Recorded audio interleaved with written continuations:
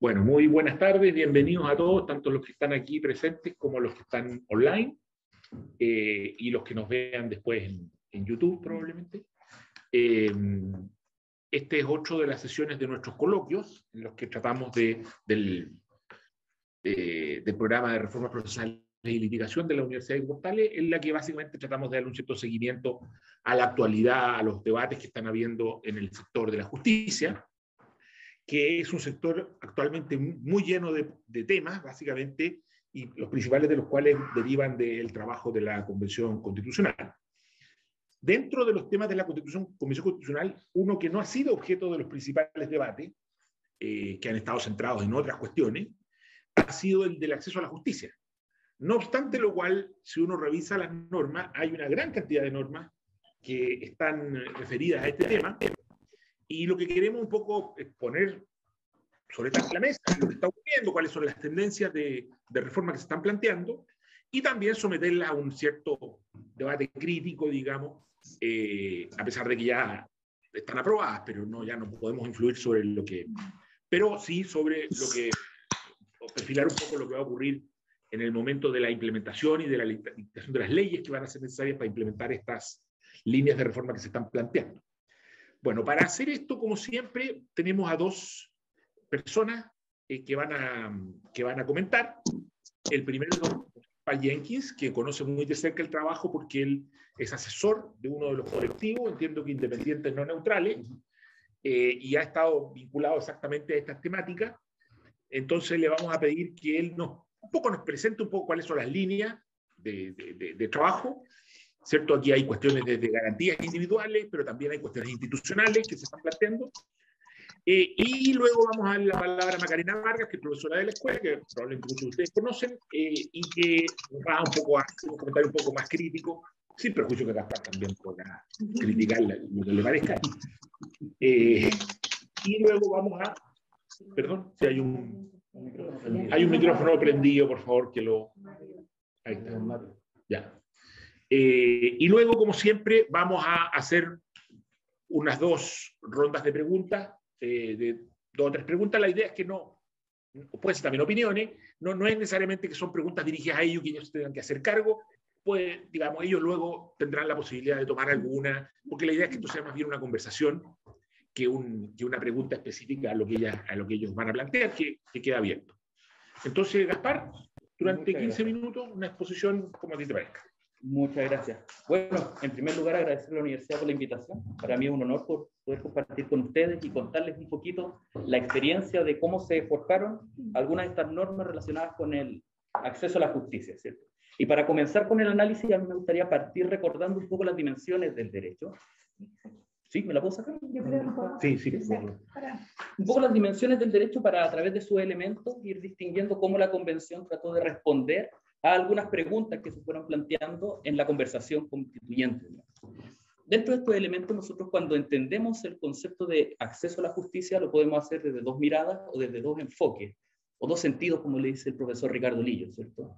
Un enfoque más bien estricto, vinculado tal vez con esta idea del acceso a la jurisdicción propiamente tal, la idea de que existen necesidades jurídicas en la sociedad, en las personas, y que requieren tener algún tipo de respuesta, y esa respuesta se encausa a través del aparato jurisdiccional propiamente tal, pero también habría un sentido más amplio, un sentido que lo que busca es que esa respuesta simplemente llegue, independiente si es exclusivamente a través del aparato jurisdiccional, permitiendo que mecanismos alternativos de resolución de conflictos también puedan operar en esta lógica, tal vez realizado a través de organismos más bien administrativos que exclusivamente jurisdiccionales. Lo importante de este segundo enfoque, en mi opinión, es que lo que busca es la respuesta a la necesidad jurídica. Y en ese enfoque me quiero centrar, porque allí los elementos del derecho, del acceso a la justicia, perdón, no a la jurisdicción, a la justicia, cambian un poco.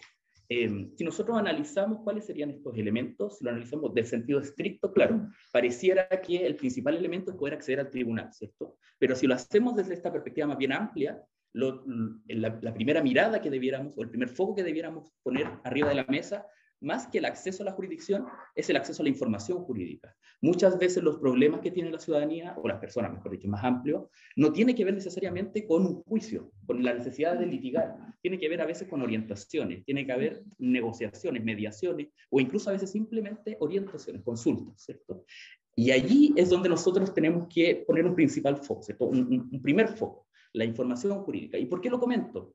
Porque si nosotros trasladamos como ese aspecto más bien abstracto de la garantía, más bien abstracto de la garantía, la traducimos en la realidad, nosotros vamos a ver que tenemos algunas deficiencias respecto de cómo se entrega ese servicio a la ciudadanía. ¿Y por qué digo algunas deficiencias? Porque el Estado descansa principalmente en la asistencia jurídica, en el derecho al acceso, a entregar este asesoramiento a la ciudadanía en las corporaciones de asistencia judicial principalmente. Y poco a poco las corporaciones de asistencia judicial, tal vez por la sobrecarga de trabajo, tal vez por la falta de presupuesto personal, han empezado a hacer mella sobre esta necesidad de acceder a información.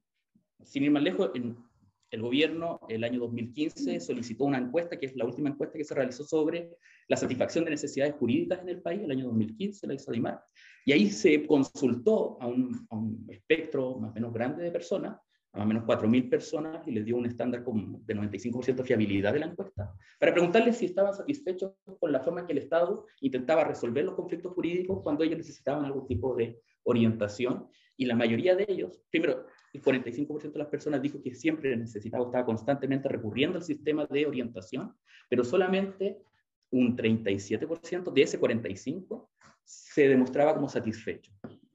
El 67% restante se mostraba como, perdón, 63%, las matemáticas no son lo mío, disculpen, el 63% se mostraba insatisfecho, y cuando les preguntaban las razones de por qué se veían insatisfechos, a cómo se brindaba este asesoramiento, muchos de ellos decían, primero, porque no sabían a dónde ir, un desconocimiento de los organismos a los cuales acudir. Muchos de ellos, la mayoría de ellos acudían más bien a las municipalidades, que no necesariamente son las encargadas de brindar este asesoramiento, a pesar que tienen direcciones jurídicas que tratan de entregar algún tipo de información, pero no todas hacen un acompañamiento en cada uno de los casos. Y el segundo lugar tenía que ver con el apoyo extrajudicial. Muchos de ellos reconocían que tenían problemas que podían ser considerados pequeños desde la perspectiva de la solución, que requerían simplemente un acompañamiento al momento de enfrentar una negociación, o simplemente un consejo legal adecuado, y no lo lograban obtener dentro del aparato institucional, ¿cierto? Y eso nos lleva a un segundo elemento de la garantía, que es la efectividad, ¿cierto? No sirve de nada el acceso a la justicia si ese acceso a la justicia no es efectivo, ¿cierto? Tiene que tener la importancia, la preponderancia para poder resolver la necesidad jurídica. Si no, es simplemente un aparato institucional, ¿cierto? Un poco inútil. Y esto nos lleva a un tercer elemento, ¿cierto? Que son las barreras de acceso. El acceso a la justicia lo que busca es, a través de la información y la asesoría jurídica, las instituciones que se ponen a disposición, romper las barreras de acceso de la justicia. Y ahí tenemos problemas más bien sociales, ¿cierto? No son necesariamente jurídicos, tienen que ver cómo las personas logran superar algunas trabas que se vinculan con la vulnerabilidad natural en la cual a veces ellos se encuentran, ¿cierto? Y ese problema, por regla general, debe ser resuelto a través de 3 pilares. Cuando nosotros analizamos cómo se enfrenta y se logra satisfacer el acceso a la justicia en términos más bien comparados en otros países, podemos ver que este problema se debe abordar en base a 3 prismas. Esos 3 prismas son, en primer lugar, uno normativo, reconocer la existencia del derecho, y ahí nosotros podemos hacer inmediatamente una crítica al sistema constitucional chileno, ¿cierto? Si nosotros vemos la Constitución actualmente vigente, vamos a ver un desconocimiento del derecho en su carácter explícito, ¿cierto? No se encuentra reconocido ninguna norma que diga que existe el derecho al acceso a la justicia, ¿cierto? Hablamos del derecho a la acción o hablamos del acceso a la jurisdicción por regla general, utilizando como sustento una sentencia del Tribunal Constitucional media antigua ya, que hablaba de un derecho implícito que podíamos desprender del artículo 19, número 3, cuando habla de la igual protección en el acceso a la igual protección de los derechos, ¿cierto? O cuando habla del debido procedimiento razonable y justo, perdón, ¿cierto? Racional y justo, perdón. Algunos incluso meten ahí en este caldo para crear el derecho de petición, ¿cierto? El 19, número 14, derecho de pedirle a una autoridad estatal, en este caso los tribunales, que resuelvan, y el principio de inexcusabilidad del artículo 76. Y ahí nosotros desprendemos un poco la lógica del derecho, pero el derecho no estuviese ahí escrito, ¿cierto? Ahí tenemos una primera gran deficiencia desde estas 3 perspectivas. La segunda es una perspectiva institucional, y no solamente es institucional en el sentido de crear el organismo encargado de, sino de brindarle los presupuestos y el personal adecuado para que puedan hacerse cargo de la carga de trabajo que van a tener, ¿cierto? Y esto se va a vincular con el tercer elemento, que es el prisma de política pública y administrativa que debe brindar el Estado al momento de tratar de satisfacer esta necesidad pública. ¿Y esto cómo se hace? Principalmente a través de estudios. Revisar la sociedad, ir midiendo los índices de satisfacción, ¿cierto? Porque eso permite ir identificando qué áreas del derecho requieren mayor preocupación, cuáles otras podrían ser satisfechas con el aporte de instituciones no estatales, ¿cierto? Por ejemplo, clínicas jurídicas, por ejemplo, ONGs, que pueden brindar algún tipo de asesoramiento particular. Sin embargo, cuando nosotros hacemos el análisis de estos tres miradas en la sociedad chilena, podemos darnos cuenta que tenemos insatisfacciones, ¿cierto? No solamente, como mencionaba, por la corporación, sino porque uno de los elementos normativos importantes para ayudar al acceso a la justicia es también la simplificación de los procedimientos. Y ahí nosotros tenemos grandes problemas. Aquí voy a llevar la pelota un poco a mi terreno, que es el estudio de una acción específica que he estudiado los últimos años, la acción de no discriminación arbitraria. Y cuando revisamos cómo ha funcionado la acción de no discriminación arbitraria desde que se dictó la ley el año 2012 y se creó la acción hasta el año 2021, que fue el último año en que pude hacer la revisión de la jurisprudencia entre la convención, y se me hizo un poco imposible seguir realizando la investigación, pero hasta febrero del año 2021, donde terminé, en Chile se habían conocido 492 causas en primera instancia de acción de no discriminación arbitraria, una acción que busca tutelar un derecho fundamental, ¿cierto? La igualdad y la no discriminación. Pero cuando nosotros analicemos el resultado de esas causas, nosotros podemos ver que 233, o sea, casi la mitad de las causas, ni siquiera llegaron a sentencia, terminaron siendo archivadas. Y eso demuestra que hay un problema, ¿cierto? Un problema procedimental. Y cuando uno analiza el procedimiento se da cuenta que tiene distintas trabas que no van de forma idónea al objeto del procedimiento. Por ejemplo, exigirle a la contraparte, al demandante, al denunciante, perdón, que cuente con o que se haga cargo de los trámites receptoriales, por ejemplo. Muchas personas piensan que basta con simplemente ir al tribunal para poder acceder a la jurisdicción, tener una respuesta que resuelva su problema de discriminación, y no tienen necesariamente el conocimiento de que tienen que pagar un receptor. Y después se dan cuenta que han pasado los plazos correspondientes porque aplica el abandono del procedimiento, y después de 6 meses en donde ellos piensan que iba a estar resuelto su asunto, se dan cuenta que no. Y así hay muchos problemas, ¿cierto? Cuando nosotros analizamos estos tópicos que traté de enumerar con la propuesta constitucional, nosotros podemos conversar en una mirada de tratar de dar una respuesta a estos problemas, ¿cierto? Desde la mirada normativa hay una respuesta clara, ¿cierto? La Convención propuso el artículo 343 del comparado, ¿cierto? Un derecho de forma explícita, llamándolo derecho de acceso a la justicia. Y este derecho es interesante, porque no solamente asegura el pleno acceso a la jurisdicción, sino que también busca instaurar en el Estado un deber de remover los obstáculos sociales, económicos y culturales. Y esto apunta a esta otra dimensión, ¿cierto? No solamente poder resolver el problema del tribunal, sino que permitir que la sociedad tenga acceso a mayor conocimiento, tenga acceso a información jurídica y tenga acceso a otros mecanismos de resolución.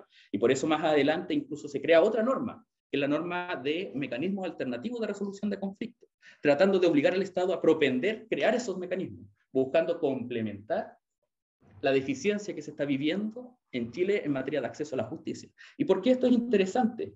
Porque muchas veces pensamos que el acceso a la justicia se resuelve contratando más abogados por parte del Estado, ¿cierto? Y la verdad es que esa solución tiende a ser la más cara y la más compleja y no necesariamente la más buena. A veces la gente sabe cuál es la solución, simplemente necesita alguien que los acompañe para resolver ese conflicto. Por eso, tal vez una de las principales innovaciones en esta materia van a ser los centros de justicia vecinal, si es que se implementan bien. Ahí es donde tenemos un gran desafío, ¿cierto? Lo estamos analizando siempre desde la perspectiva normativa. ¿Por qué tenemos un gran desafío? Porque estos centros lo que buscan es crear algunas instituciones, algunos centros en lugares más bien alejados del centro de las comunas, ¿cierto? De las zonas urbanas de las comunas, para que en aquellas localidades, algunas rurales y algunas de difícil acceso, ¿cierto? Con un grado de vulnerabilidad mayor, puedan, a través de otros profesionales, no necesariamente abogados, sino que psicólogos o asistentes sociales, tratar de resolver sus conflictos como un primer filtro, ¿cierto? Sobre todo en aquellos asuntos que actualmente se conocen como las pequeñas grandes causas, ¿no? En esos asuntos que parecen ser los más cotidianos de las personas, evitar que tengan que ir a la municipalidad, evitar que tengan que contratar un abogado, evitar que tengan que ir a la Corporación de Asistencia Judicial, pareciera tratar de avanzar un poco, siempre y cuando se implemente bien. Así que siempre hago el asterisco. Uno nunca sabe lo que vaya a pasar en el futuro. También se avanza, por ejemplo, en el principio de itinerancia de los tribunales de justicia, ¿cierto? La Constitución eleva esta práctica que ya habíamos visto en los tribunales de carácter penal y en algunos tribunales de carácter laboral también, de poder salir del edificio en donde está instalado el juez para recorrer el territorio jurisdiccional tratando de acercarse un poco a la ciudadanía. No es una solución tan óptima porque depende un poco del calendario y a veces los problemas son más cotidianos, ¿cierto? Pero por lo menos trata de hacer un gesto, ¿no? Sin embargo, yo creo que la principal innovación la principal lupa que tenemos que tener hace relación con el derecho a la asistencia jurídica gratuita propiamente tal, que la Convención hace un cambio sustancial a cómo está establecido actualmente porque hace la prohibición directa de que dicho servicio debe ser brindado exclusivamente por abogados habilitados. Actualmente la corporación se apoya mucho en los pasantes, ¿cierto?, en los postulantes, para brindar ese servicio, y eso ha sido criticado muchas veces por el principio de igualdad de las oportunidades en el juicio, sobre todo cuando la contraparte sí tiene un abogado con experiencia, ¿no? Ahí no es culpa del postulante, ¿cierto?, pero se genera una merma, y si nosotros lo mezclamos con las responsabilidades que derivan de un mal servicio de la Corporación de Asistencia Judicial, que implica una indemnización de carácter civil, ¿cierto?, que requiere otro juicio a una persona que ya no pudo acceder a un abogado en el primer juicio, hace que prácticamente sea un ejercicio, entre comillas, irresponsable jurídicamente, ¿cierto? Pensando además que los abogados tampoco tienen exclusividad en el desempeño de su labor como abogados de la Corporación de Asistencia Judicial. Acá se trataría de buscar cambiar un poco ese elemento, y se complementa ya con la creación de una institución propiamente tal, ¿cierto? La Convención Constitucional consideró que la manera de responder a estas preguntas de la manera más explícita era creando una nueva institucionalidad que probablemente, las transitorias se están conversando aún, pero probablemente va a absorber a las corporaciones de asistencia judicial, las 4 corporaciones del país, y se va a pasar a llamar el Servicio Integral de Acceso a la Justicia, ¿cierto?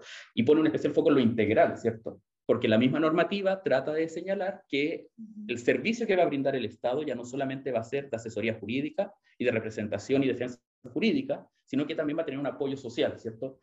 Debieran haber psicólogos y debieran haber asistentes sociales que pudieran brindar otro tipo de tareas, otro tipo de labores a las personas que acudan a su necesidad. Con esto he tratado de hacer como un breve resumen, ¿cierto?, en detalle. La Convención trató de responder a estas preguntas en materia de acceso a la justicia, en este sentido más bien amplio, ¿cierto? No necesariamente en el sentido de acceder a la jurisdicción propiamente tal. Muchas gracias, estupendo, y mucho respeto del tiempo. Esperemos que la Macarena esté igual. Adelante. ¿Me avisa, Cristian? Sí. Bueno, muchas gracias a todos y todas por estar aquí, y también los que nos acompañan desde su oficina o sus casas. Voy a compartir con ustedes algunas ideas que me surgen de la lectura del borrador de nueva Constitución respecto al acceso a la justicia. Lo primero que veo es como un interés claro, bastante evidente de los convencionales de ir y abordar el tema del acceso a la justicia, como ha dicho aquí Gaspar, de manera más precisa, a diferencia de lo que ocurrió con la Constitución del 80 y con la Constitución del 25.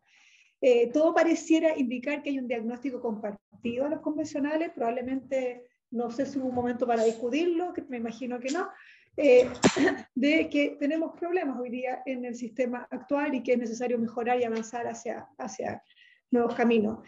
Pero de ahí no se deriva, a mi juicio, un diseño, ¿no?, ni global ni sistemático de una política pública de acceso a la justicia, que yo creo que es algo que se debiera avanzar en el futuro.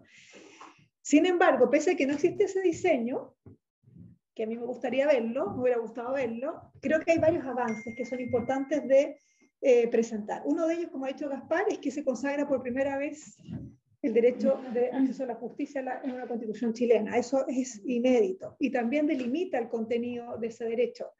Uno de los grandes dolores de cabeza que hemos tenido quienes trabajamos en esta área ha sido determinar en qué consiste el derecho de acceso a la justicia, cómo se distingue del derecho a la tutela judicial efectiva, cómo se distingue incluso el debido proceso. Hay mucha literatura y hay discusiones eternas sobre qué corresponde a qué derecho, y en este caso la Constitución toma un camino.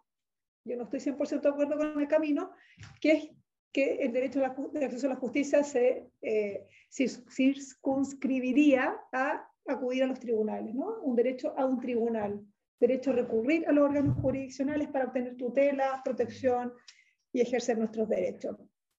Con eso ya es un avance, porque ya nos otorga algunos elementos, pero a mí me parece, y allí iba mi crítica, que podría haber ido mucho más allá. Tú lo mencionaste, me parece que se queda corto y no es coherente con el espíritu, digamos, audaz de esta convención y espíritu refundacional en muchos sentidos, de haberse quedado aquí como en una mirada muy procesal o muy procedimental del acceso a la justicia y no haber avanzado hacia la consagración de un derecho de acceso a la justicia como una respuesta del Estado frente a las necesidades jurídicas de los chilenos y las chilenas.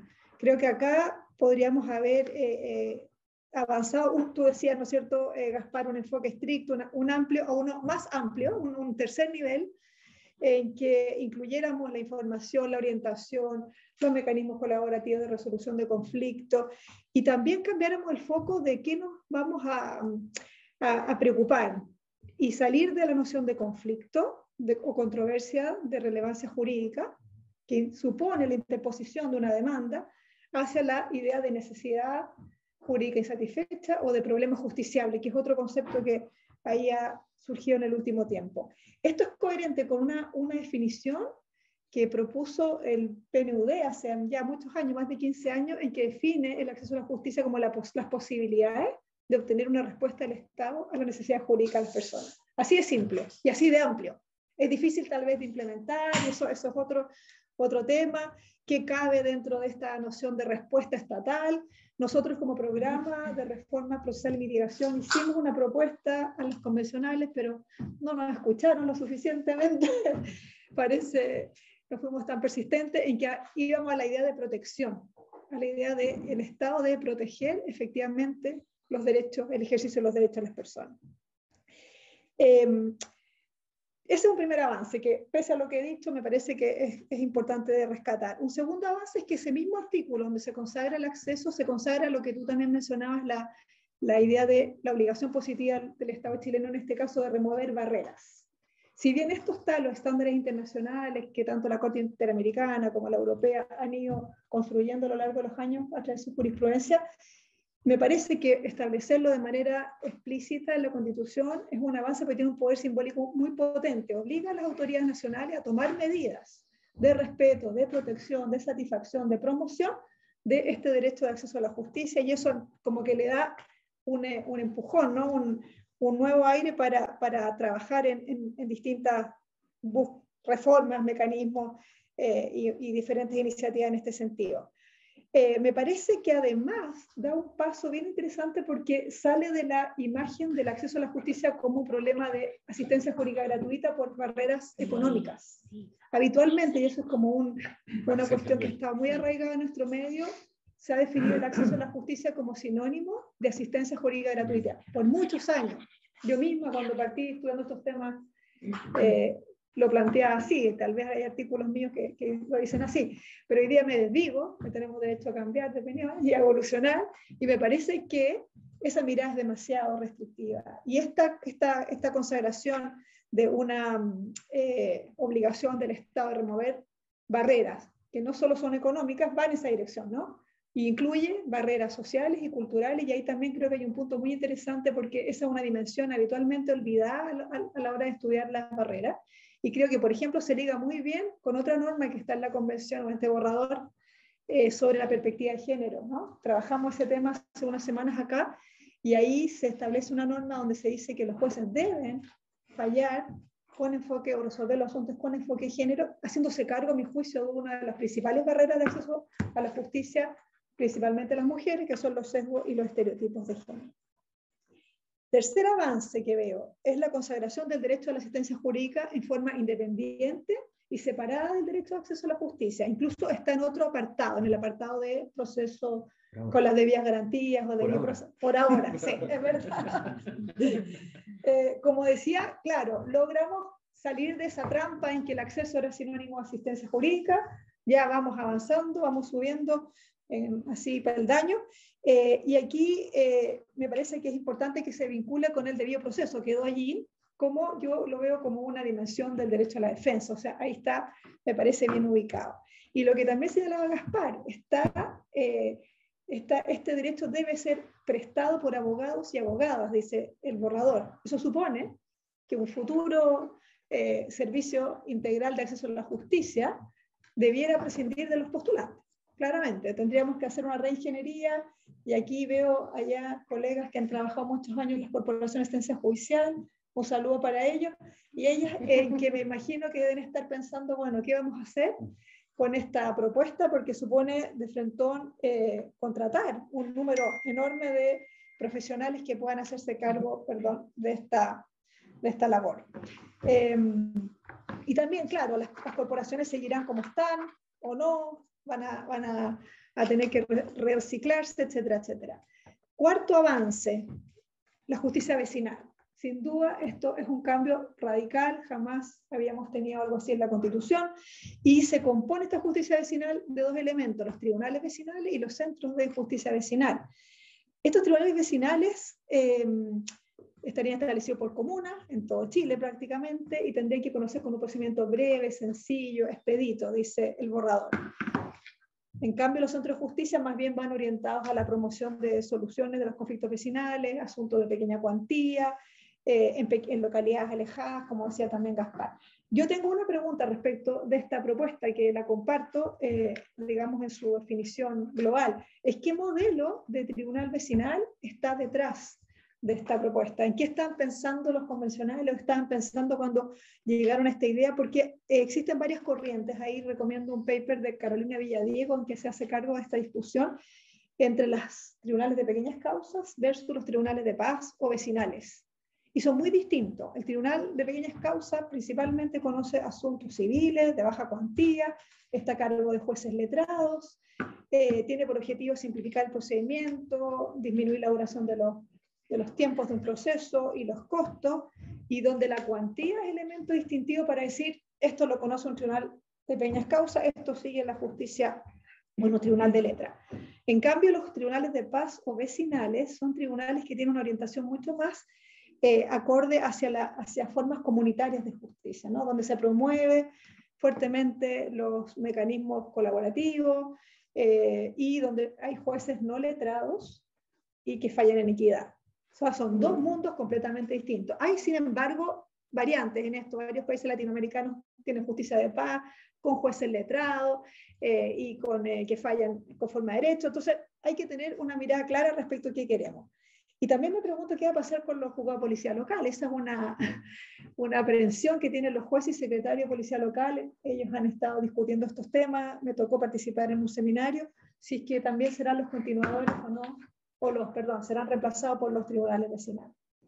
Y me voy a la última, el último avance. ¿Estoy en el tiempo todavía, Cristian? ¿Sí? Sí, sí. ¿Qué es termina. Ya, la incorporación de los mecanismos colaborativos, que no lo puedo dejarlos de mencionar, que está establecido como un mandato, ¿no?, de promover e implementar. Aquí hay un salto, ¿no? No solamente nos quedamos en la promoción, que es lo habitual y que, por ejemplo, se consagra hoy día en el artículo 3 bis del Código de Procedimiento Civil a raíz de la ley que llamamos la ley COVID, la ley 21.394, pero acá se utiliza la expresión promover e implementar.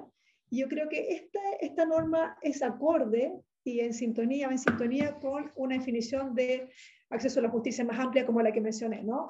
Respuesta estatal a necesidades jurídicas. Y eso me parece que uno podría hacer, si quiere interpretar armónicamente todas estas normas, decir, bueno, tal vez parece que aquí sí hay una mirada un poquito más, que va un poquito más allá. También se vincula con los centros de justicia vecinal, porque una de las funciones principales de estos centros es precisamente promover estos mecanismos. Solo para cerrar, me parece que hay mucho paño que cortar. Aquí tenemos algunos asesores de las comisiones de armonización y seguramente estarán sufriendo porque obviamente es poco tiempo para hacer tantas mejoras, pero sí hay una cuestión que yo creo que no debemos dejar pasar, que es que se logra consagrar el acceso a la justicia, que eso es una gran cosa, me parece que es muy significativo, pero que debemos ampliar la concepción que está en la Constitución. Yo hubiera ido hacia una cosa más amplia, ¿no?, hacia una respuesta estatal. Y por otro lado, que eso ya será parte de lo que venga después de la aprobación, si eso sucede, trabajar en una elaboración o empezar a pensar en una política pública, una política estatal de acceso a la justicia. Lo que hemos visto desde los primeros gobiernos de la concertación, después de la vuelta a la democracia, es que han habido millones. Yo he participado en varias iniciativas, proyectos de reforma, proyectos de ley que han buscado mejorar el acceso desde distintas perspectivas, a través de los mecanismos alternativos, a través de la creación de un programa de acceso a la justicia con el gobierno de Elwin por allá en los 90, en fin. Pero lo cierto es, y recientemente un proyecto presentado por el presidente Piñera en su último mandato, que crea el Servicio Nacional de Asistencia Jurídica y Defensoría de las Víctimas de Delito, que está en el Congreso. Entonces, han habido como distintas, ¿no?, iniciativas, pero no hay una mirada comprensiva de este problema, y yo creo que en eso estamos en deuda y sería tal vez el momento de avanzar hacia allá. Eso. Bueno, muchas gracias. De nuevo, la Macarena también ha estado muy en el tiempo. Vamos a entonces abrir unas 3 o 4 preguntas o intervenciones y después le volvemos la palabra a los expositores y yo creo que hacemos eventualmente una segunda o una tercera dependiendo cómo anda el tiempo. Caballero, por favor. Que lo organiza, porque yo no podía asistir presencialmente, debía hacerlo a través de internet. Pero aquí estoy. Me voy a referir a un aspecto que no lo escuché, aunque no escuché todo, diferente, estrictamente referido al acceso a la justicia. Todo el debate, toda la discusión había en torno del trabajo de la Comisión 6, de la Convención. Menciona una palabra principal, la independencia. Inmediatamente cerca le sigue la imparcialidad. Nadie la ha definido conceptualmente. A lo más hay definiciones por extensión. ¿Qué significaría esto, esto, esto? Yo llegué a descubrir en qué consiste la independencia que defiende la Corte Suprema y que hace que nuestro sistema judicial no sea independiente. Para la Corte Suprema de Chile, la independencia significa que nunca nadie le puede revisar sus fallos. Amparado en la Constitución, en el Código Orgánico de Tribunales, en el Código Penal, salvo cohecho, nadie puede impugnar los fallos. Y por ende, puede fallar de cualquier manera. Si la víctima de un fallo contra derecho, contra los hechos, quiere reclamar, no tiene posibilidad alguna. Hablo del ciudadano común, en un caso civil, restringido a su causa con su contraparte, sin mayor trascendencia nacional ni nada, no tiene posibilidad alguna de actuar, de recurrir. La acusación constitucional le queda lejos, entre 10 y 20 diputados. Recurrir a instancias internacionales por los tratados que Chile haya suscrito son también palabras mayores. ¿Qué hace entonces? Nada, absolutamente nada. La Corte Suprema se la reputa infalible y es impune. Y puede tomar decisiones, fallar de manera cizagueante, y lo sabemos, y no le importa, segura de que nadie se lo va a reclamar. En alguna época se hablaba de los alegatos nocturnos, y yo afirmo que existen bajo la forma nocturna, diurna o como sea, hay influjos extrajudiciales que son los que pesan al momento de fallar. Siendo así, por supuesto que se defendió la Corte contra lo que en algún momento se pensó podía ser un control jurisdiccional de parte del Consejo de Seguridad. Se defendió como pudo. Yo propongo una solución a este problema. Una solución que tiene aspectos muy interesantes porque reposa precisamente en el propio sistema judicial, pero le encomienda al Pleno una decisión tras haberse seguido un proceso de revisión perfectamente regulado, de manera tal de que esa revisión no pueda provenir de acciones temerarias y en que, en definitiva, se confirme el fallo o se le rechace por haber sido precisamente contra derecho y contra los hechos. No ha sido escuchado hasta ahora Les agradezco que no me hayan interrumpido. Es un grupo pequeño, desde ya son mis amigos, por el mero hecho de estar aquí. Todo lo que he dicho consta en causas concretas, con escritos precisos, con nombre y apellido, que en este momento no los nombro porque no corresponde que así lo haga. Y ojalá que lo que estoy diciendo pueda tener en algún momento algún peso y sea recogido como estimo que debe serlo. Muchas gracias. Gracias. ¿Alguna otra pregunta de los que están presentes? Lorena, por favor. Ya. Sí, bueno, muchas gracias a Macarena y Gaspar. Yo tenía, Gaspar, una pregunta haciendo presente previamente que hay algunas consideraciones que quizás yo, o desafíos que yo quisiera como plantear a futuro. Primero, en el sentido que comparto con la profesora Macarena, que creo que sí o sí hemos avanzado. Comparto también el diagnóstico y sobre todo el marco teórico desde el cual tú presentas la ponencia de las dimensiones. Sin embargo, quisiera preguntar qué pasó con el artículo de acceso a la justicia que había quedado aprobado en un inicio por la Comisión de Derechos Fundamentales.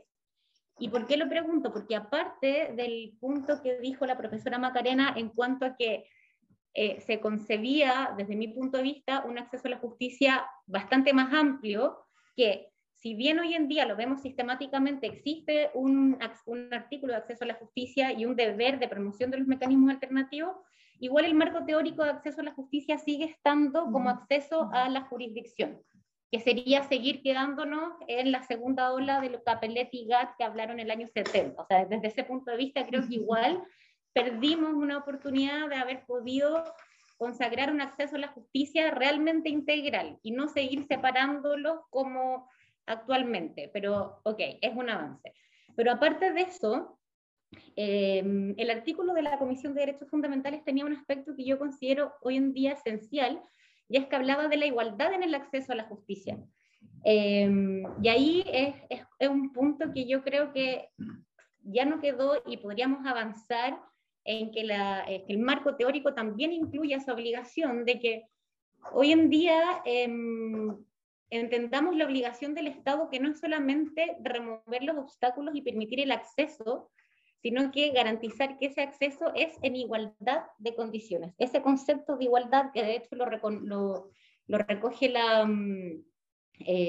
ONU en el Objetivo de Desarrollo Sostenible 16.3, si no me equivoco, donde se avanza en que en realidad la obligación del Estado no es solamente dar acceso, sino que ese acceso sea en igualdad.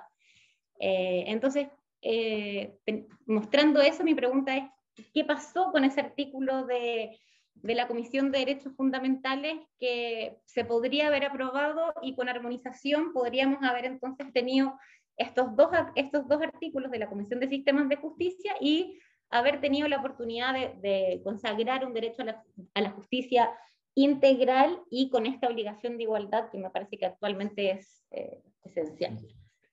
Oye, vamos a hablar un utilizo ducho y yo voy a hacer un pequeño comentario antes de dar la palabra y luego vamos a hacer una segunda. Perfecto. No, a ver, una pregunta. ¿Cómo ven algo que yo veo como potencial problema o como potencial conflicto? Es que si bien es cierto, uno ve efectivamente que en las normas se hizo esta distinción de acceso a la justicia entendido en un sentido más amplio, no descansando solo en la asistencia judicial. También otra lectura de las normas es que le termina poniendo muchas fichas a la asistencia jurídica. Y le ponen muchas fichas a través del establecimiento de un deber del Estado de proporcionarla bastante fuerte, y luego a través de un conjunto de institucionalidades, el servicio integral, una que además le pone muchas fichas a que tiene que ser abogado, y no otro, y luego si uno ve otras normas que uno podría vincular a esto, por ejemplo el tema de la Defensoría Penal Pública, también quitándole la posibilidad de licitación, y por tanto, entonces, ¿cuál es el conflicto que uno ve? Que está poniéndole muchas fichas a los abogados en términos del instrumento para hacer el acceso a la justicia. Por otra parte, está ampliando la cobertura a tribunales de distinto tipo. Y tribunales y abogados no son como la sal y el aceite, sino que son como el aceite, o sea, no como el aceite y el agua, sino que como la sal y el aceite. O sea, los abogados van a ir ahí y esto ya ir con un modelo muy pesado para estrategias tipo, ¿cierto?, desformalización, etcétera, etcétera, por una parte. Pero por otra parte, pone un modelo muy pesado desde el punto de vista de la posibilidad real de concretar un servicio de calidad bien financiado. Entonces, claro, uno ve que parte de muchas de las iniciativas que históricamente han existido se han caído por esto al final del día. Entonces, ahí yo veo que hay una tensión bien fuerte, un poco como que hay dos diálogos distintos, y por otra parte, en un modelo que hoy, respecto de hoy día, significaría un incremento que la verdad no sé si el sector va a lograr. O sea, si el sector lograra, evidentemente, pero no, creo que es muy difícil que lo logre, y por tanto, tal vez lo que vamos a tener son procesos pesados porque están intervenidos por abogados, pero por abogados que dan prestaciones de muy baja calidad porque están copados. Y ese sería el peor escenario para acceso a la justicia que podríamos imaginar. Pues, ¿cómo ven este riesgo? ¿Discutieron esto? ¿Ven que es un riesgo? Tal vez estoy yo leyendo mal las normas, que no sé, como digo, lo pongo como tema. Tomen el punto que les parezca interesante. Cortito, lo mío no es tan institucional.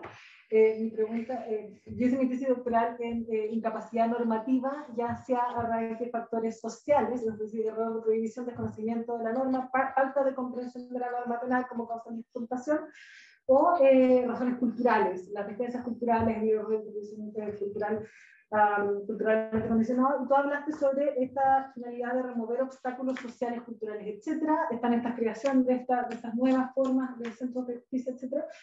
¿Hay algún mecanismo más puntual, más eficiente que tienda a abarcar a estos grupos, por ejemplo, que tienen dificultades de acceso a la comprensión normativa, no solo al conocimiento, a la comprensión normativa, ya sea por razones sociales o culturales, minorías étnicas, minorías de extranjeros, etcétera, migrantes, que efectivamente se quiera reconocer este tipo de defensas culturales, por ejemplo, ya no es mucho más amplio que los interlocutores culturales, como existe hoy día previsto en la Ley de Penal Pública, sino que en términos efectivamente de defensa o como institución establecida. Esa sería mi pregunta.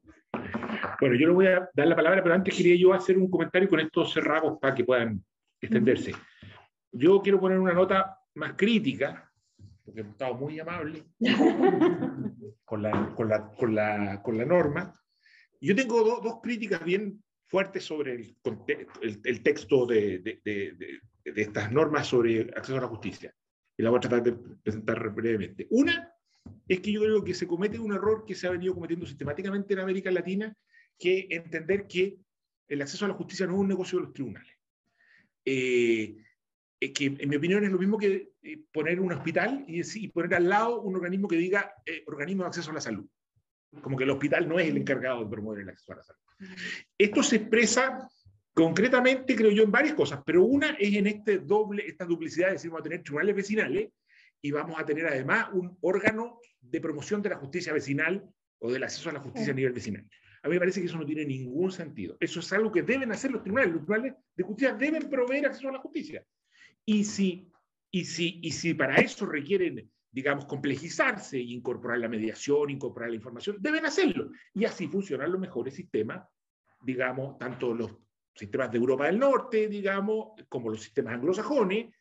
Son los tribunales los que proveen acceso a la justicia, y ahí hay mediadores que además están combinados con el proceso judicial, ahí hay sistemas de información, ahí se convoca a los organismos del... ¿cierto? Si usted se mete en la página, por ejemplo, del sistema inglés, se encuentra con que todo el acceso a la justicia está en la misma página integrado que la de donde aparece el tema del proceso. Entonces yo creo que porque además, además el fracaso de la unidad de justicia vecinal en Chile consistió precisamente en eso, en que se montaron al margen de los tribunales. No, por supuesto que además cuando tú creas organismos, cada uno lo primero que hace es definir su competencia y no dejar entrar al otro. Entonces, la idea de que lo van a crear y después se van a coordinar tampoco funciona. Entonces, yo creo que si va a crear sistemas de tribunales de justicia vecinal, tiene que quedar claro que su mandato es proveer acceso a la justicia y tienen que incorporar todos estos demás componentes sociales, culturales, al interior de los tribunales. Me parece que para volver a... Claro, a lo mejor los jueces de policía local lo que quieren es ser jueces juzgados de civiles, que no se hacen cargo de nada, digamos, que es la doctrina tradicional de los jueces, es decir, todas estas cosas no son problema mío. Es exactamente el mensaje que hay que darle al sentido contrario. Esto es lo primero.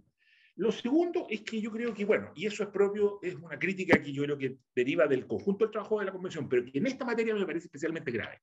Y es que aquí no tiene lugar la sociedad civil. cuando la verdad es que en el acceso a la justicia la sociedad civil tiene un rol fundamental que cumplir. Y claro, muchos tienden a mirar esto como si fuera neoliberalismo. La sociedad civil no tiene nada que ver con el liberalismo, mucho más antigua, ¿cierto? Y no es parte, pero claro, y todo lo que no es estatal es neoliberal. Creo que está ese prejuicio, pero eso es un gravísimo error. Los abogados independientes vienen desde Grecia y Roma, digamos, su independencia es un valor. No podemos tener un sistema de justicia en que sean todos funcionarios, entre otras cosas porque es muy fácilmente capturable por el autoritarismo, por la política, lo vivimos durante la dictadura, los que tenemos, bueno, yo soy el único que tengo, de caballero, los únicos que tenemos memoria de esos tiempos, ¿cierto? En esa época ningún sistema de justicia, ningún servicio de ningún tipo, lo único que desafiaba al Estado era la Iglesia Católica, y los abogados que deambulaban en torno a la Iglesia Católica, que era la sociedad civil. ¿Por qué digo esto? Porque, por ejemplo, en materia de justicia, y en relación con lo que dice Mauricio, también, si uno mira los países donde hay mejores niveles de acceso a la justicia, esos países, entre otras cosas, tienen un mercado de abogados privados, bien organizado, transparente, con precios accesibles, con formas de certificación de la calidad. La idea de que tú no vas a tener que tener un mercado de prestación de servicios legales que funcione bien y vas a tener acceso a la justicia, me parece una idea peregrina. Y al revés, aquí lo que pareciera ser es que lo que se dice es que para tener acceso a la justicia tenemos que tener abogados funcionarios. Y lo que pasa con el mercado, como no, eso es pecado, digamos, no nos queremos meter con eso. Y mientras más espacio le podemos quitar al mercado, mejor vamos a estar. A mí me parece que este es un grave error de la propuesta. O sea, yo creo que el acceso a la justicia en Chile requiere, entre otras cosas, tal como ha existido, por ejemplo, en materia de salud, organizar el mercado de prestación de servicios legales. Por último, señor, no que no le pongan mercado, pónganle de otra manera, para que no parezca... pero tiene que la gente poder contratar un abogado a precios razonables, digamos. Esos abogados tienen que poder, el que sean independientes del Estado tiene un valor, digamos, y yo creo que ahí hay otro déficit fundamental. Pero bueno, digo, no tienen que hacerse cargo, son mis comentarios, y por si quieres tú o después la profesora. Dale tú. Parto yo. Bueno, a ver, voy a tratar de contestar un poquito cada cosa, haciendo la prevención de que muchos argumentos de los que voy a dar no son mis argumentos, sino que son los escuchados por los convencionales, que no necesariamente los comparto. Y lo digo especialmente por lo que preguntó Lorena, ¿cierto? Con Lorena nos tocó, cuando ella participaba también como asesora en la convención, de justamente elaborar esa norma de debido proceso en sus distintas dimensiones, incluyendo la de acceso a la justicia, ¿cierto? Y nos había quedado una buena norma y estábamos más o menos todos contentos. Eso es la Comisión de Derechos Fundamentales, ¿cierto? Pero después esto, por la carga de trabajo que tuvo la Comisión de Derechos Fundamentales, tuvo que derivar algunas materias a distintas comisiones y debido proceso cayó en la Comisión de Justicia y cayó en un mal momento, en un momento bastante tenso de la Comisión de Justicia, y eso implicó, porque estaban discutiendo temas que para la Comisión eran mucho más difíciles de resolver, como la Corte Constitucional, ¿cierto? Ahí había una pelea política profunda. Entonces, cuando le metieron este anexo, claro, la importancia que le dedicaron por tema de tiempo, digamos, no por voluntad, voy a defender a los jefes ahí, no por voluntad, por tiempo, se dio que la discusión tal vez no fue lo suficientemente profunda respecto de la revisión, porque confiaron en que ese trabajo ya lo había hecho la Comisión de Derechos Fundamentales. Y la óptica que utilizaron fue simplificar. Y cuando intentaron simplificar, lo que hicieron fue recortar, y al recortar empezaron a sacar cosas que pensaban que estaban reconocidas en otros derechos, en otras garantías, ¿cierto? Como justamente la igualdad en el acceso. Consideraron que la cláusula de igualdad sustantiva y después la cláusula de igualdad y no discriminación se podían hacer cargo de buena manera a eso, y por ende era innecesaria la reiteración. Ahora, como les digo, no necesariamente comparto ese argumento, pero ese más o menos fue el nivel de conversación que tuvieron los convencionales en ese tópico, ¿cierto? Entonces, claro, nos gustaría poder decir que hubo un razonamiento mucho más profundo, pero la verdad es que ese razonamiento más profundo de los convencionales en la Comisión de Sistemas de Justicia se terminó decantando en algunas materias que le generaban mayor tensión. Y provocó, bueno, que la norma tuviese que sufrir, porque de hecho no es el único punto que se eliminó de la norma original sobre debido proceso, o proceso con las debidas garantías, ¿cierto? Que incluso le cambiaron el nombre, ¿cierto? Antes era debido proceso, y después lo terminaron llamando derecho con todas las garantías. Y también la separación que hicieron con las garantías procesales penales, antes también estaban en un bloque, después las terminaron separando, y también reduciendo las garantías procesales penales, eran muchas más, También había un vínculo con los procedimientos administrativos sancionadores que también terminó siendo dejado por fuera. Incluso hasta habían eliminado la reserva legal en materia de procedimientos judiciales, ¿cierto? Esta idea de que los procedimientos solamente debían estar por ley, también la habían reducido y después la incluyeron con una reforma final, digamos, un artículo final. Entonces, claro, un poco es por ahí la explicación. No es la mejor explicación, pero es la que yo podría dar. Sobre lo que comentaba el profesor, claro, en Chile la Constitución moralista, cuando hizo una mirada un poco más amplia del servicio que debían brindar los tribunales de justicia, estableció una cláusula que no se repitió después en las constituciones posteriores, que era un mandato explícito a los funcionarios de los tribunales de justicia brindar asesoría y orientación a las personas cuando requerían algún tipo de ayuda en materia legal, ¿cierto? Era una cláusula explícita, digamos. Y eso es interesante, porque si nosotros vemos, y aquí vuelvo a mis inicios, ¿cierto? Cuando vemos cómo funciona la ley Zamudio, la ley Zamudio permite que las personas puedan presentar la acción de manera verbal, a través de un acta que va a levantar el oficial del mismo tribunal ante el cual uno va a interponer la acción, ¿cierto? Y todas las causas que han iniciado por acta verbal, y digo todas con conocimiento, o digo todas por lo menos hasta mitad del año pasado, ¿cierto? Todas, absolutamente todas, fueron proveídas como no contando con algunos elementos del artículo 254 del Código de Procedimiento Civil, subsánese en el plazo de 3 días, de lo contrario, archívese. Nunca se subsanó eso, ¿cierto? Y la pregunta es, ¿por qué el acta que levantó el propio funcionario no cumplía los requisitos que establecía la demanda, ¿cierto? Ahí tenemos un elemento que es ya cotidiano, ¿cierto? Yo espero una satisfacción, una protección a mi derecho, y el mismo tribunal no es capaz de brindármelo, no el tribunal mirado como el juez, sino que el tribunal mirado ya en su fase más cercana, ¿cierto? Y la convención no lo aborda directamente, no hace un punto explícito, pero cuando hablan si miran la norma de acceso a la justicia, van a ver que tiene un inciso segundo que establece que los tribunales deben brindar una atención adecuada a quienes presenten peticiones o consultas ante ellos, otorgando siempre un trato digno y respetuoso. Tal vez no lo aborda directamente, pero yo creo que tal vez por ahí podríamos tratar de buscar una interpretación más garantista en favor de los derechos de los usuarios. Estoy siendo optimista, ¿sí? Tratando de contestar ese primer punto, ¿cierto? Tratando de las defensas, digamos, de los obstáculos culturales, ¿cierto? Claro, hay algunas normas que trataron de abordar algunos grupos en específico, en materia de edad, en materia de discapacidad, de niños, niñas y adolescentes, y también existen los enfoques de justicia que también yo los interpretaría como enfoques de atención, ¿cierto? Que son el enfoque de género, ¿cierto? Y el enfoque de interculturalidad, que tratarían de tratar de hacerse cargo un poco de esas materias. Ahora, también son normas que, en mi opinión, lo que buscan es abrir caminos más que dar la respuesta directa, ¿cierto? Porque también a veces, creo yo, pecamos en esperar de la Constitución cosas que las constituciones no necesariamente deben dar, ¿cierto? Que son la solución de problemas sociales profundos.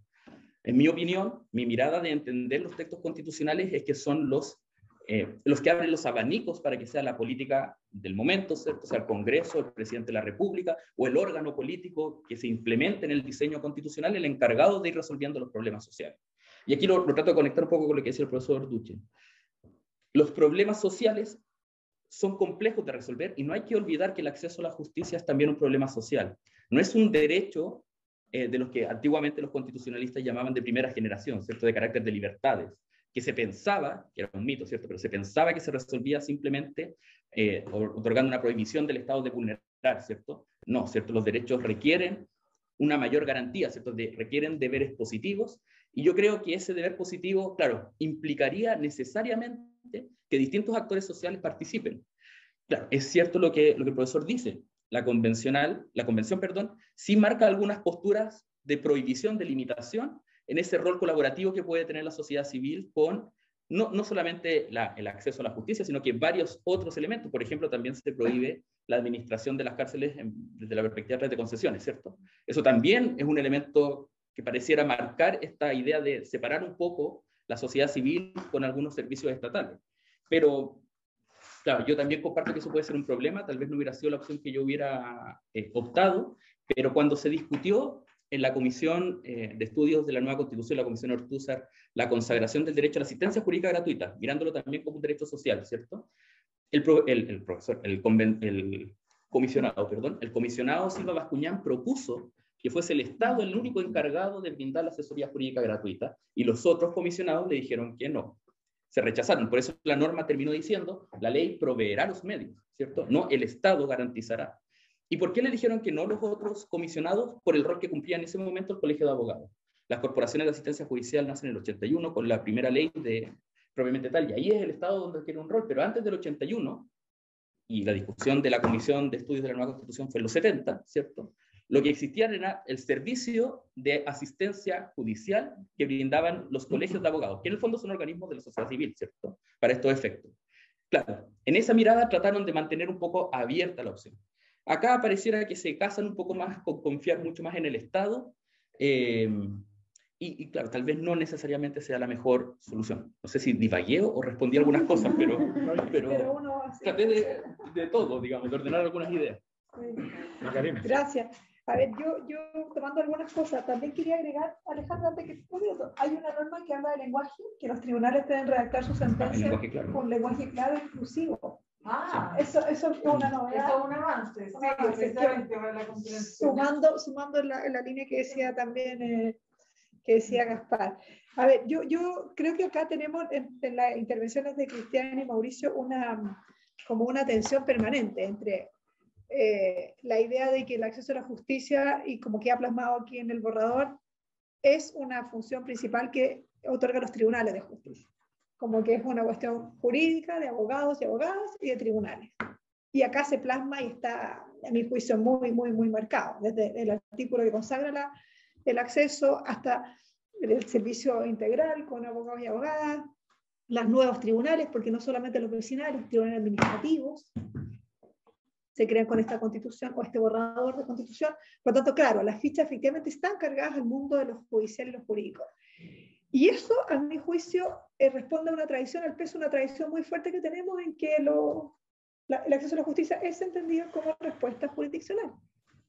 Y entonces, cuando tratamos de ampliarlo, vamos a buscar otros mecanismos, y ahí ligo con lo de Cristian, de centros de justicia, unidades de justicia vecinal, mediación, en centros comunitarios, en las municipalidades, pero como que se desdibuja. Entonces tenemos una tensión permanente entre si lo mantenemos en el alero de los tribunales, todos estos servicios que yo estoy de acuerdo, que ojalá deberían estar ahí, el ejemplo que todos damos, no conocemos, el multipuerta norteamericano, es tal vez como una aspiración que ha habido en distintos proyectos, pero aquí al final del día se dibuja con un problema de localización de los tribunales.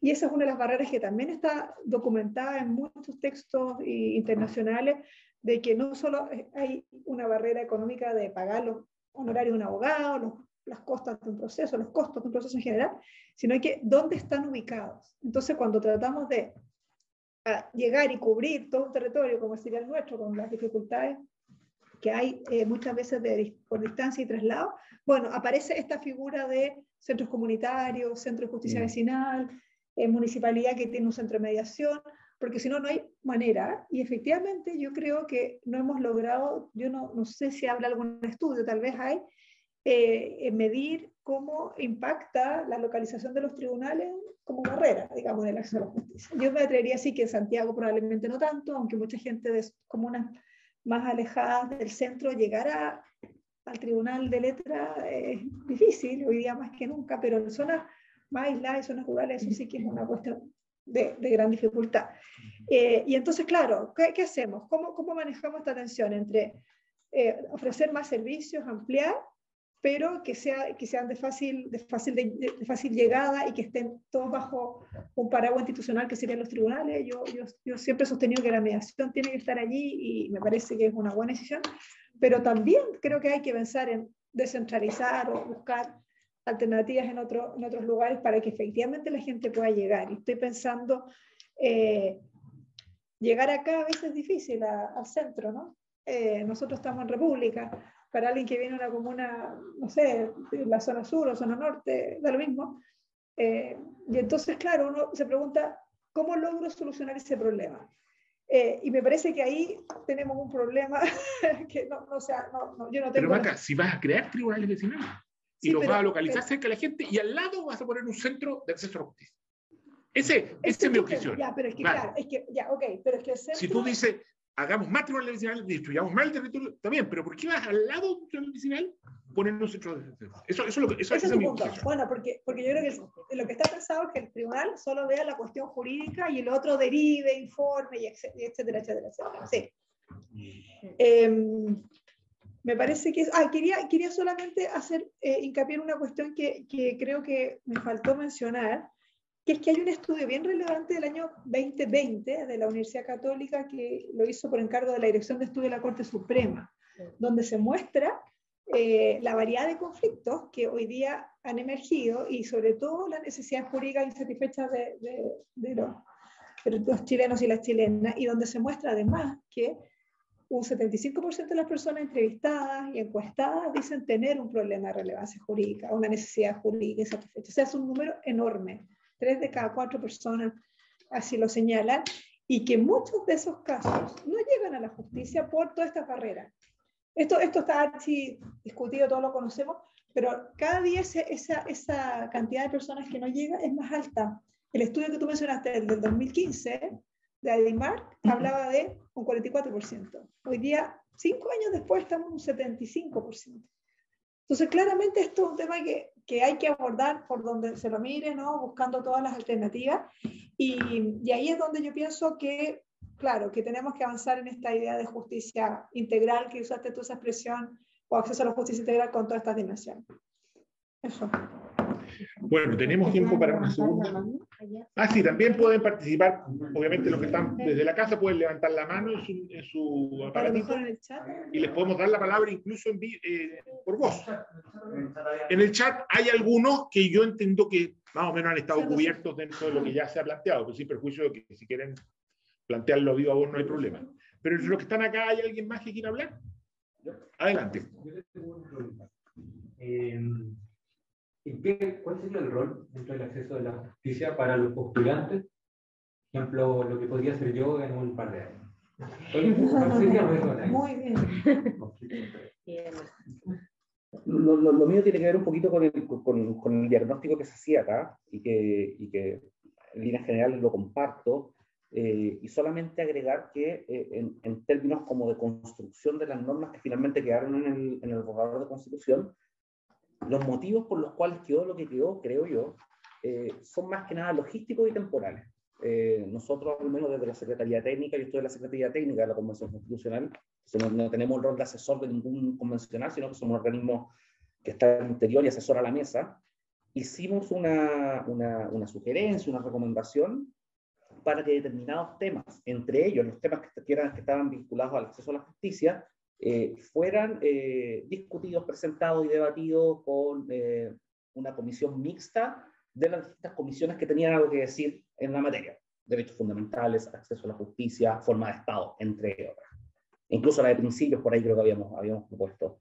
Y bueno, obviamente eso por temas de tiempo, de agenda y del calendario, del cronograma que se iba cada vez renovando, ¿verdad? No fue posible. Bueno, y al final del día lo que quedó fue, claro, estas normas que efectivamente, como decía Mauricio, la Maca, ¿verdad?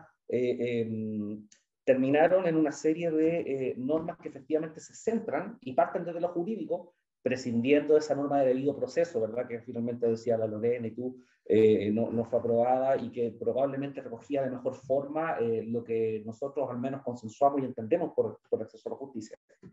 Y se crea esta norma centrada netamente en lo jurídico, y luego de eso, si uno mira nosotros en la Secretaría Técnica hacemos una pega de chino, entonces si uno mira el registro temporal, la línea de tiempo del ingreso de las normas, particularmente las que eran de iniciativa de los propios convencionales, uno se da cuenta que primero ingresaron estas normas de relación del acceso de las personas al tribunal o a los órganos jurisdiccionales, y luego se fueron dando cuenta de que habían vacíos. Pero ¿qué pasa entonces con esta idea de justicia integral? Veamos el servicio integral. ¿Qué pasa con los mecanismos de acceso a la justicia de aquellos grupos históricamente en situaciones de desventaja? Niños y niñas adolescentes, personas que pertenecían a pueblos indígenas, ¿verdad? Personas en situación de discapacidad. Le agregamos la norma. Entonces, claro, quedó finalmente una situación en la cual efectivamente lo jurídico está presente, pero efectivamente también hay muchas fichas puestas en lo que la Comisión de Normas Transitorias va a decir para efecto de poder desplegar esto. Pero la opinión, al menos desde la Secretaría Técnica, era un poquito lo que tú señalabas, Cristian, que todo esto debía partir desde los tribunales de justicia y luego desplegar un sistema con todas las garantías del debido proceso que están en los tratados internacionales y que, por cierto, también sufrieron una, entre comillas, poda en cuanto a su consagración en el texto. Entonces, por ahí un poco una mirada como más neutral desde adentro, ¿no? Sí, dale, a ver, ¿había alguien más que Lorena? Después tú. Sí.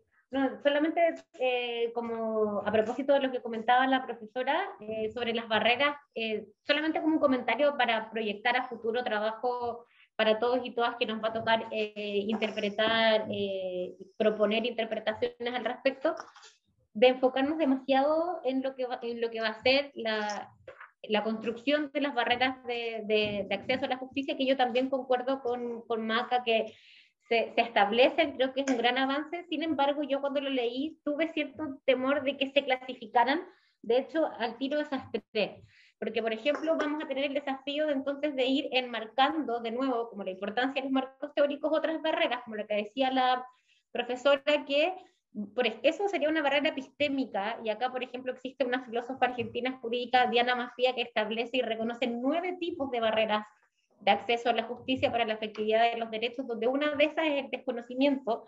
Otra barrera, por ejemplo, barrera subjetiva, que es cuando las personas, incluso por más que yo sepa cuáles son mis derechos, a dónde tengo que ir, cuáles son los mecanismos, no me siento por A, B o C motivo que merecedora de ir a eso, y pasa mucho, por ejemplo, con las personas, con las poblaciones migrantes, que sienten que, aunque sepan y tienen toda la información, bueno, estoy en un país extranjero, entonces, bueno, en realidad no sé si puedo yo ir a buscar eso. Entonces, al final, se han ido desarrollando un montón de otras barreras que yo creo que es como desafío que también vayamos identificando, por ejemplo, en términos de barreras geográficas. La encuesta de IMARC del 2015 dice que el 80%, o sea, las regiones extremas de nuestro país tienen un 80% de necesidades insatisfechas en comparación, o sea, y que es creo que el doble de lo que es de las regiones centrales. O sea, hay muchas otras barreras también que no se reconocieron en la Constitución y que ojalá que no las dejemos fuera. Te un comentario. Gracias. ¿Había alguien más? O si no,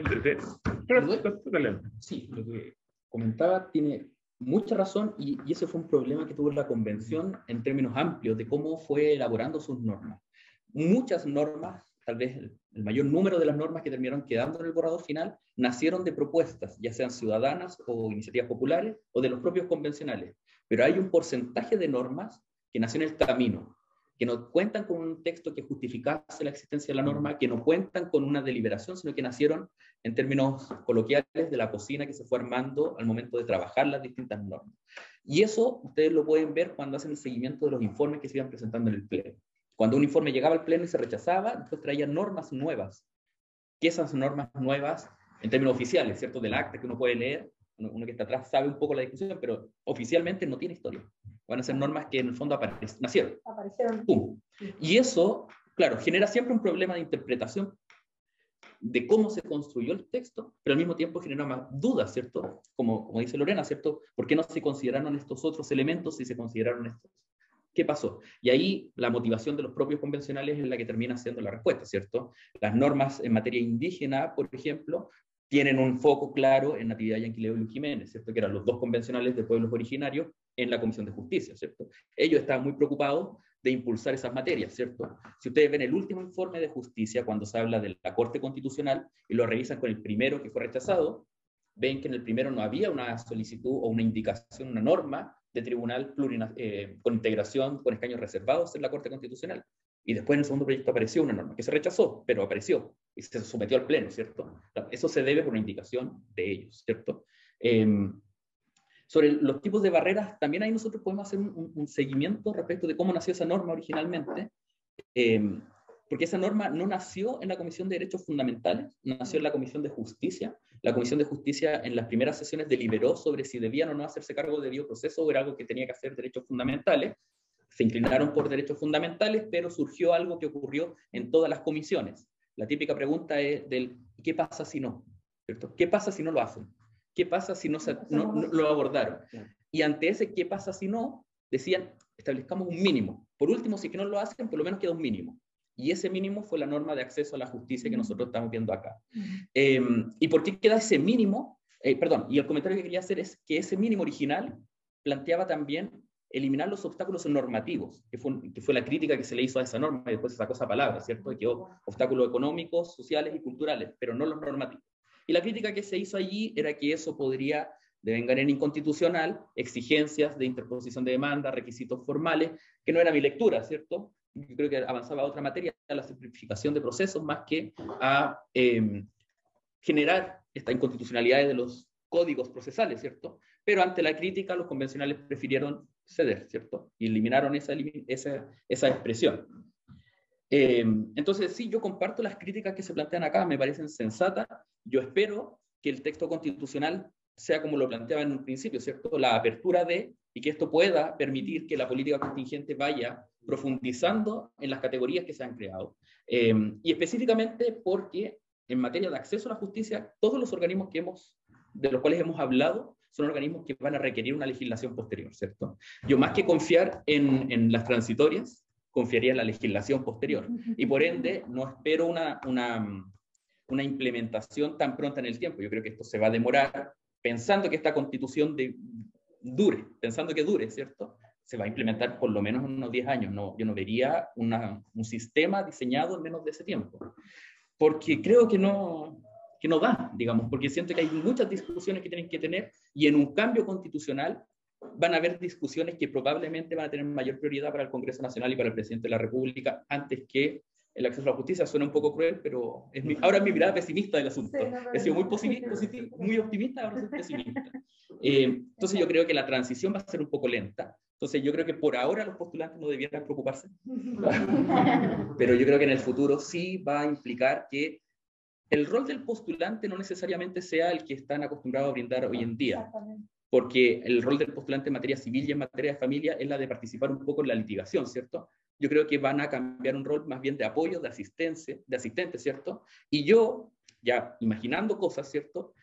Creería o vería bien, aquí no tengo datos de cómo funciona la experiencia en esta materia, pero tal vez vería bien que los postulantes también puedan participar en organismos privados para realizar su práctica, ¿cierto? Me parecería que debiera abrirse ese ámbito y no solamente acudir al Estado para la realización de la práctica profesional. Eso.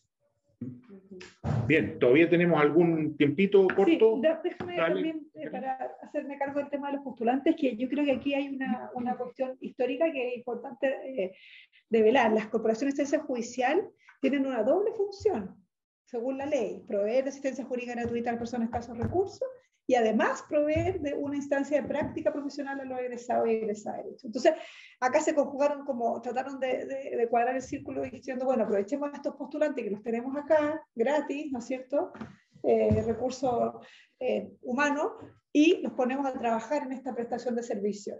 Pero en estricto rigor uno podría pensar perfectamente en separar esos dos ámbitos y que la práctica esté entregada a otros órganos, y que de hecho hoy día pasa que muchos servicios, como por ejemplo el CERNAC, donde hay postulantes cumpliendo con su obligación de hacer la práctica, la Defensoría Penal Pública, en el sector estudios, también la Oficina de Derechos Humanos de la corporación. O sea, yo creo que hay espacio para jóvenes y digamos, egresados y egresadas para hacer cuestiones, sí, muchísimas, también en la sociedad civil, en las clínicas jurídicas, en programas, ¿no es cierto?, tal vez vinculados a organismos o ONG.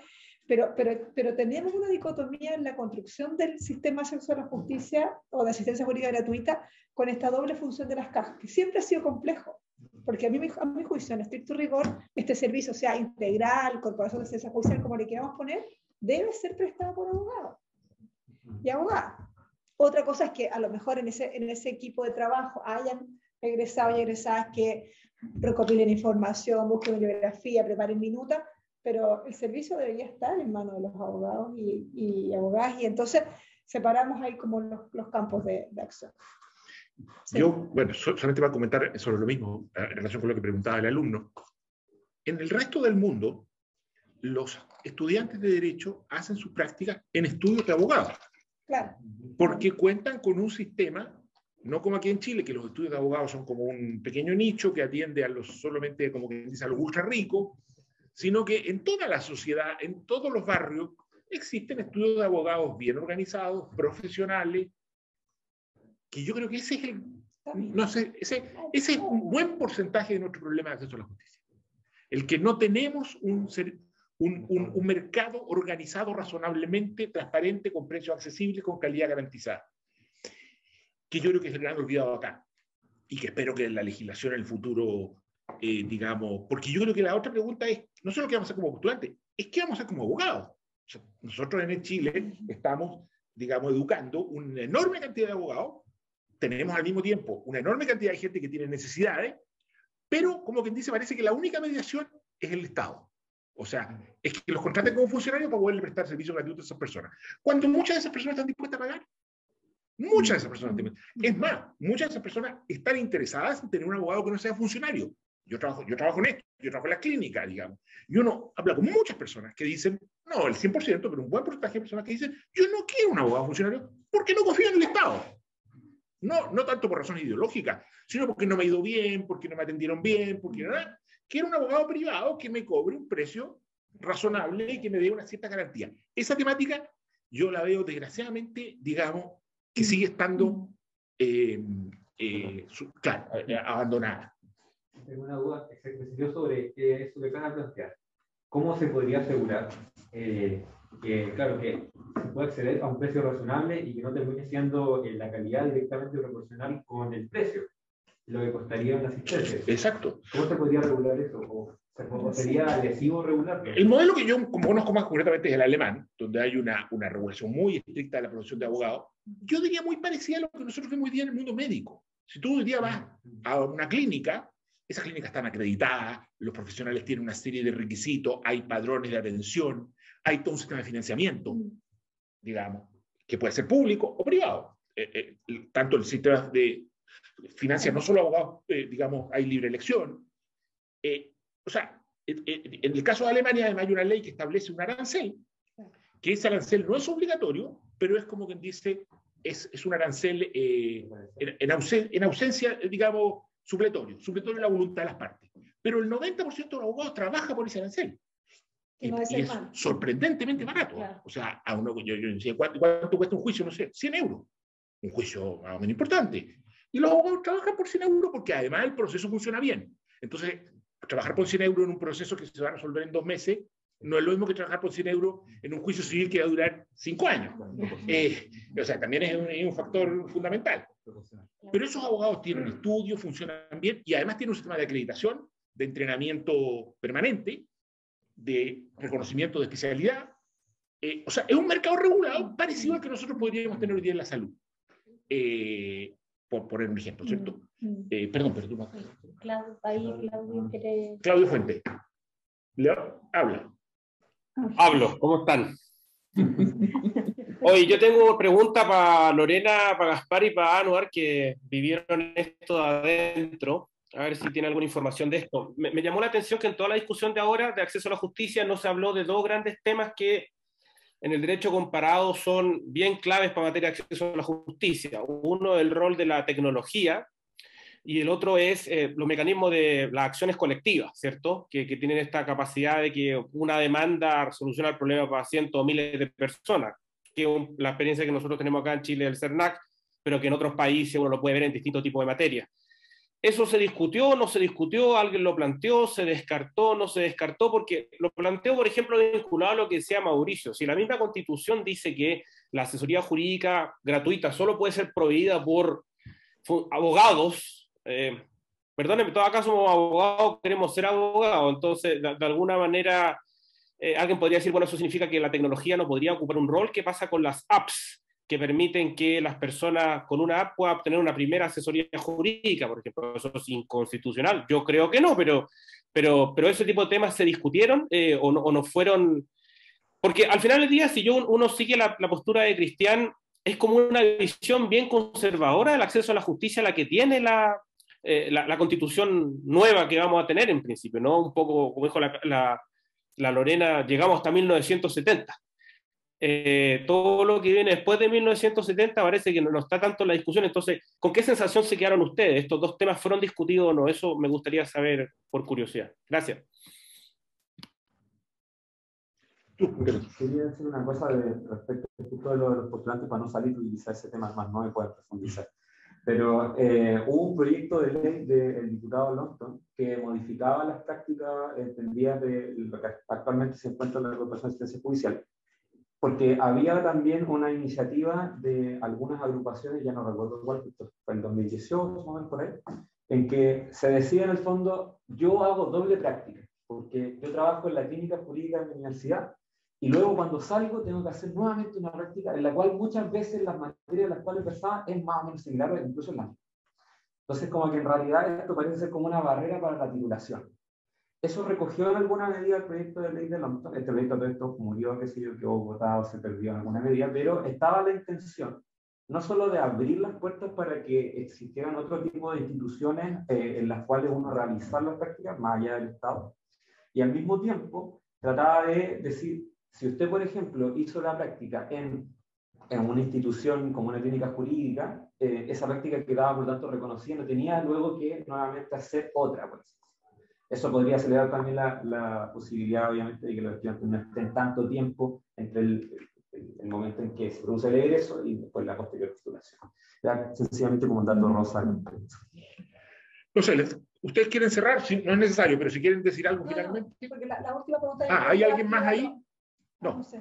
No iba a los asesores. Bueno, sí, a Lorena también sí, lo mío es muy cortito. Ya, no, en realidad, claro, la comisión, yo era asesora en la Comisión de Derechos Fundamentales y como la exigibilidad de los derechos era materia de la Comisión 6 de Sistemas de Justicia, no entramos en ese tipo de discusiones, la verdad, aunque siempre estaba todo el tiempo diciéndose que los convencionales iban a tener que tener una posición respecto a lo que planteara la Comisión 6, y ahí en lo particular yo fui muy, o sea, insistí mucho hasta cuando estuve que íbamos a tener que pensar en procesos colectivos, de carácter colectivo, de una u otra forma, para la garantía de los, o sea, porque si queríamos tener tantos derechos sociales no podíamos estar dependiendo todo el tiempo de solamente la judicialización y de una judicialización individual. Pero creo que yo ya después me fui, así que la respuesta ahí la debe tener Gaspar o Anuar. ¿Esto cuánto puedo informar? A ver, aquí sí voy a hacer tal vez una crítica un poco más que no quede, digamos, a mis jefes, digamos, en términos, a los 154 jefes con los que me tocó trabajar.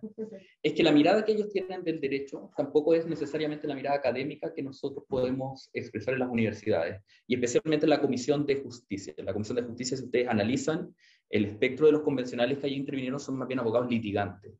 Y por ende, si ustedes ven, por ejemplo, la definición de jurisdicción, no definen la jurisdicción en base a una lógica, no sé si eso es un reto hacia mí. No, yo creo que está diciendo bien, ese es el punto. Yo creo que está diciendo ese es un punto. Cuando ven la definición de jurisdicción, que quedó mal redactada, pero sacando el tema de redacción, porque ya hay una propuesta alternativa para mejorar esa redacción, la definición se centra en el conflicto, ¿cierto? Nuevamente. Y esa es porque la escuela del profesor Colombo, que entendía así la jurisdicción, fue la que ellos estudiaron, digamos. Claro. Es la que ellos tienen interna. Entonces, cuando hablamos de, ¿por qué hago esta introducción? Porque cuando hablamos de resolución de conflictos colectivos, cuando hablamos de tecnología, no son necesariamente materias que los abogados litigantes están viendo, salvo en materia colectiva, ¿cierto? Pero en materia colectiva, la discusión sí fue un poco más política y se dio, no en términos abstractos, sino que se dio específicamente en materia del nuevo recurso de protección.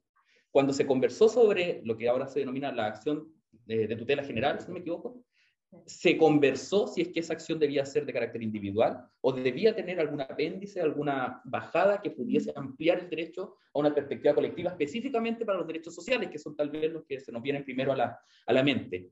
Eso sí lo conversaron, lo deliberaron y políticamente optaron porque no era una buena medida reconocer la protección para derechos sociales, porque la postura que terminó primando fue que meter a las Cortes en esas materias implicaba vulnerar el principio de competencias entre los poderes del Estado, ¿cierto? Ellos decían que estas eran materias que debían resolver los poderes políticos, el Congreso y el presidente, a través de la lógica de la implementación del presupuesto, a través de la lógica, que es la respuesta clásica que se da, la respuesta antigua, ¿cierto?, de antaño, de cómo se resuelven los problemas sociales. Entonces, ante el miedo del activismo judicial, que era algo que ellos sí tenían muy presente, incluso excluyeron una propuesta que habían presentado 3 colectivos que pusieron de acuerdo para crear un artículo específico terminaron, al final ni siquiera pasó la comisión. O sea, ese fue el nivel, ni siquiera llegó al pleno esa propuesta.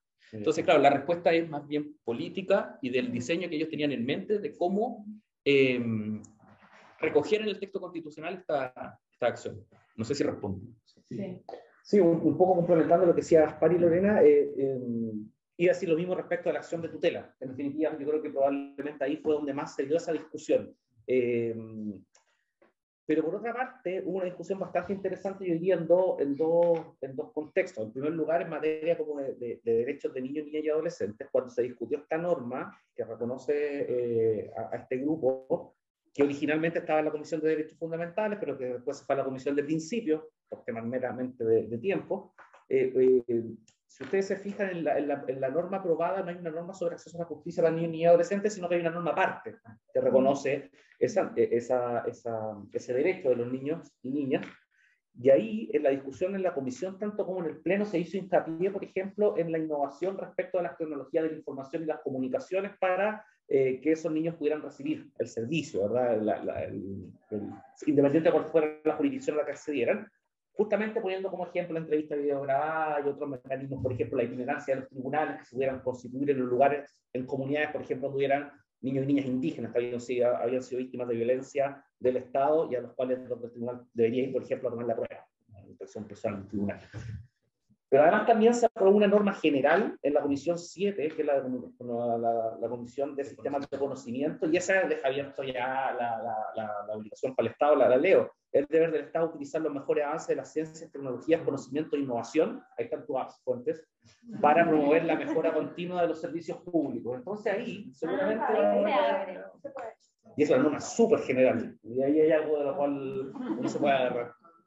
Bueno, tenemos que terminar entonces, y ha sido una muy buena conversación, y los dejamos invitados para la próxima coloquio, que probablemente va a ser el 15 de junio y que se va a referir al tema del Consejo de la Justicia, que es una de las innovaciones más importantes de la propuesta.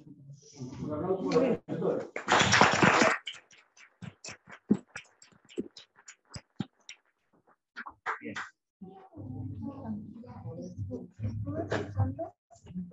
No hay que hablar antes que no se haya contado. Que hablaban, Ahora podemos